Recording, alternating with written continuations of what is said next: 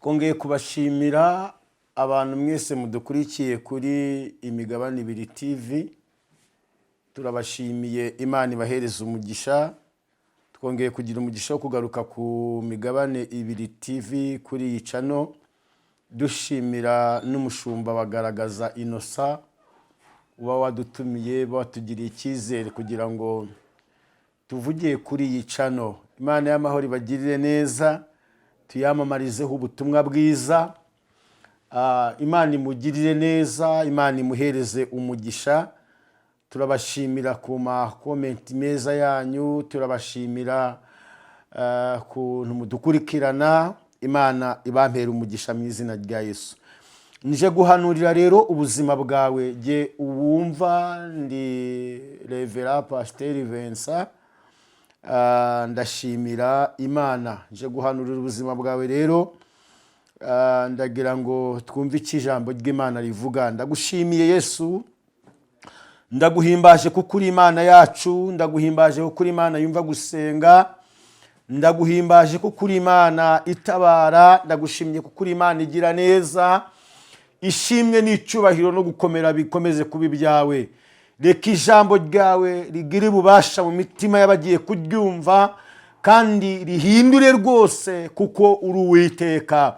Ndagushimiye umugisha abadukurikiranye bari mu gihugu ari hirya no hino ku mugabane w'Afurika, bari ku mugabane w'Uburayi, umugisha buri mwe wese ukurikiye iyi channel Imigabane Ibiri TV. Uhabwe icubahiro kuko uri Uwiteka mu izina rya Yesu w'i Nazareti. Amen. So dusome ijambo ry'Imana mu gitabo cya Yesaya 59. Ndashaka guhanurira ubuzima bwawe, Imana ikugirire neza mu izina rya Yesu. Mukuri nasanze iyi channel cyangwa se Imigabane Ibiri TV, nasanze uyu mugabo yareretswe gushiraho ino Migabane Ibiri TV. Mukuri icyo bita Imigabane Ibiri ni ikintu ushobora gusobanura igihe kinini, ni ikintu kivuze ubuzima bw'umuntu uwo ari we wese uri kuri iyi si ugihumeka. Ino Migabane Ibiri urayikeneye. Rimwe na rimwe tutarakira Yesu nk'umwami n'umukiza mu bugingo bwacu, abantu twese tuba turi abantu b'Imana. Twese tuba turi abantu b'Imana, tuba dufite umugabane yuko turi abantu b'Imana.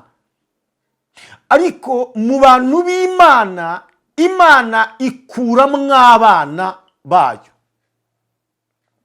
Imana ije gukura kugira ngo duhinduke abana b'Imana, tuve mu bantu b'Imana duhinduka abana b'Imana.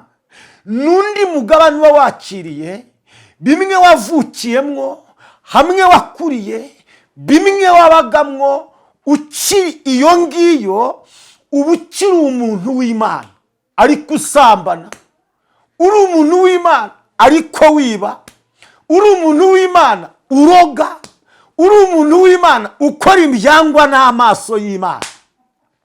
Igihe uhindukiye ukava muri ibyo, ukamenya Yesu ukamwakira nk'umwami n'umukiza mu bugingo bwawe, ni umugabane wa kabiri uba wakiriye w'ubuzima bw'umwuka. Haleluya. Bibiliya igihe cyose isi iriho abantu b'Imana, ariko ntabwo isi iriho abana. Abantu bose ntabwo ari abana b'Imana. Ikiguhesha kuba umwana w'Imana nuko wizera. Bibiliya iravuga ngo ufite uwo mwana niwe ufite ubugingo. Haleluya. Turashimira Imana, turashimira n'iyerekwa ry'umukozi w'Imana hejuru y'Imigabane Ibiri TV, uri kongera kutwibutsa, uri kongera kutugaragariza, uri kongera kutwereka ko hari undi mugabane, hari undi mugabane ukeneye. Birashoboka ko umaze imyaka 40 ufite umugabane umwe. Uyu munsi ukeneye umugabane wa kabiri wo kwakira Yesu nk'umwami n'umukiza mu bugingo bwawe. Birashoboka ko umaze iminsi myinshi mu idini ariko ufite umugabane umwe ukeneye guhura na Yesu. Haleluya. ukeneye guhura na Yesu, ukeneye guhura n'uyu mwami, Imana ikakugirira neza. Igihe cyose uhuye na Yesu uba uhindutse icyaremwe gisha, uba wakiriye undi mugabane utandukanye n'uwo mama yagu, n'uwo papa yaguhesha, n'uwo mama yaguhesha, n'uwo inshuti zaguhesha. Iyo wakiriye Yesu nk'umwami n'umukiza mu bugingo bwawe, uba wakiriye umugabane musha, uba wakiriye umugabane udasanzwe, uba wakiriye umugabane udasanzwe hejuru y'ubuzima bwawe, ushobora kukuzanira umugisha kuri wowe, ku rubyaro rwawe, kuri famiye yawe. Iyo usomye Bibiliya neza ukabona inkuru z'umugabo witwa Nowa, Bibiliya iravuga ngo uyu Nowa Imana irebye mu isi, ngiravuga yitegereje mu isi ngo ibona ari we wenyine, ari we mukiranutsi wenyine. Isi yari irimo abantu, harimo n'abantu bari barahagurukanye na Nowa, Imana ibabwiye ngo mugende mubaze inkuge. Yari irimo abantu bari bazi inkuge birarambirana, babazi inkuge bararambirwa, baraca basubira kujya kunywa inzoga, basubira mu busambanyi, basubira mu bujura. Biba mu gihe cyane abantu baranywaga, bararyaga, barasambana, bararongoraga. Mu gihe cye abantu basubiye mu byangwa n'amaso y'Imana. Imana imwijuru yitegereje ngo ibona Nowa wenyine mu isi ni ukijijwe. Abazi inkuge arayibaza. Bibiliya iravuga ngo ubwo yabazaga ino nkuge, arayibaza maze kuyuzuza, arangaza imiryango yose, habura abantu baza kwinjira mu nkuge ngo batabarwe. Abantu barabura. Ariko uyu munsi injira mu nkuge. Muririmbyi yaravuze ngo natwe dufite iyo nkuge, ngo ni agakiza twahawe na Yesu. Ndashaka kukubwira ubwami bw'Imana, ndashaka kukubwira icyatuma ugabana umugabane wa kabiri. Ni umugabane ugabana umaze gutandukana n'isi, umaze gutandukana n'ibyaha n'ibisa nabyo. Ni umugabane ugabana umaze gutandukana. Imana y'amahoro ikugirire neza. Bibiliya iravuga ngo Nowa hagera igihe Imana ikingurira ibyo igomba gukingurira. Murabizi, ikingurira inyamaswa, ikingurira iki? Bibiliya iravuga ngo ariko Imana ibwira Nowa ngo bwira umugore wawe, bwira abana bawe. Ntabwo Bibiliya yerekana niba abana bano bari bakijijwe, ntabwo yerekana niba abakazana be bari bakijijwe. Ariko kuko Nowa yari arimo afite umugabane wa kabiri w'agakiza, Imana iramubwira ngo bwira n'abana bawe, bwira n'abakazana bawe, bwira n'umugore wawe, abo binjire nabo ngo barinjira. Ahari wowe uyu munsi numara kwakira uyu mugabane wa kabiri, ahari wowe utarakira uyu mugabane wa kabiri, numara kuwakira, birashoboka ko ari wowe uzazanira inkuru nziza z'agakiza muri famiye yawe. Imana ibagiriye neza. Nashatse rero kuvuga ngo ikibazo uyu munsi ntabwo ari Imana mu masezerano yaguhaye, ntabwo ikibazo ari Imana, ahubwo ikibazo naje gusanga ari wowe. Haleluya. Ikibazo naje gusanga ari wowe. Imana ibagiriye neza. Yesaya yavuze ngo 59, yaravuze 59 ku murongo wa mbere, aravuga ngo dore ukuboko k'Uwiteka ntikwaheze ngo ananirwe gukiza, n'ugutwi kwe ntikwapfuye ngo ananirwe kumva, ahubwo gukiranirwa kwanyu niko kwamuteye, niko kwayitandukanije n'Imana, kandi n'ibyaha byanyu nibyo byayiteye kubima amaso, ikanga no kubareba no kubumva. Amen. Dusome ikindi cyanditswe kimwe. Imana ibagiriye neza. Bibiliya mu gitabo cy'umuhanuzi Habakuki. Uyu ni umuhanuzi Habakuki, bice 2 ku murongo wa mbere.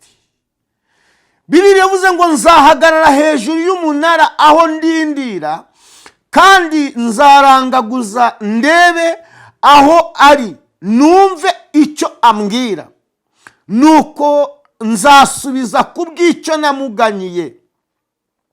Maze Uwiteka aransubiza ati, andika ibyerekanywe ubigaragaze ku mbaho, kugira ngo ubisomye abyihutire. 3, kuko ibyategetswe bifite igihe byategekewe, ntibizatinda kukigeraho kandi ntibizabesha. naho byatinda ubitegereze kuko kuza ko bizaza. Amen. Imana y'amahoro ibagirire neza. Nari ndimo mvuga ngo ntabwo ikibazo ari Imana. Bibiliya iravuga ngo Imana ntabwo ari umuntu ngo yicuze ibyo yavuze no kubikora. Mama, ibyo yavuze no kubikora. Papa, ibyo yavuze no kubikora. Musore, mukobwa, rubyiruko, ibyo yavuze no kubikora irahari kubikora. Iyo usomye iki gitabo cya Yesaya kiratubwiye ngo dore ijisho ry'Uwiteka ntabwo ryapfuye. Haleluya. Amaso y'Imana arareba. Iyo aguhaye amaso yasigaye anyandi, ijisho ry'Uwiteka ntabwo ryapfuye ngo rinanirwe kureba, ngo n'ugutwi kwe ntabwo kwapfuye ngo kunanirwe kumva gusenga kwawe, ngo ahubwo igenzure, ahubwo ibyaha byanyu, ibyaha byacu nibyo byayiteye kutwima amaso, nibyo byayiteye kudutera ibitugu, hanyuma iratwihorera. Nawe se uri gusaba ngo Mana nyubakire urugo? Uwo ni umukobwa uri gusaba urugo. Mana nkeneye urugo, ari mu y'ibiri, ari mu y'itatu, wite nkeneye urugo, nkeneye kurongorwa. Hanyuma kuwa gatandatu warongowe, kundi wa gatandatu wagiye Gisenyi, kundi wa gatandatu wagiye ku Kibuye, wagiye kurongorwa. Hanyuma ukaza uti nkeneye kandi Mana nkeneye n'urugo. Ese ushaka iki? Ushaka kujya kurongorwa? Bundi kubikora ni iki ushaka? Ni iki Imana ikeneye? Bibiliya iravuze ngo amaso y'Uwiteka ntabwo yapfuye ngo ananirwe kureba. Nubwo pasiteri ugushumbye atari kureba ko watembereye wagiye ku Gisenyi, nubwo umuhanuzi uguhanurira atabyeretswe ngo akwereke yuko iyi weekend wakoze ibyo, ariko amaso y'Imana arareba, amatwi y'Uwiteka arumva.